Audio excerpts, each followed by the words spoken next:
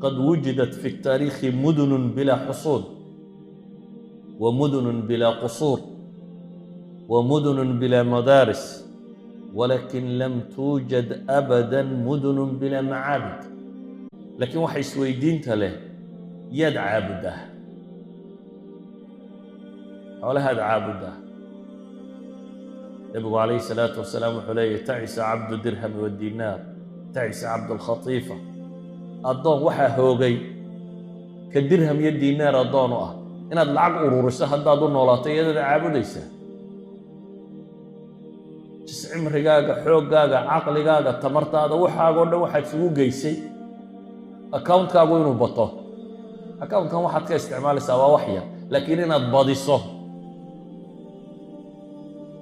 dad gabadh baa u addoona guriga asaadka yaallown inuu bedelo. maanta oo dhan buu soo shaqaynayaa.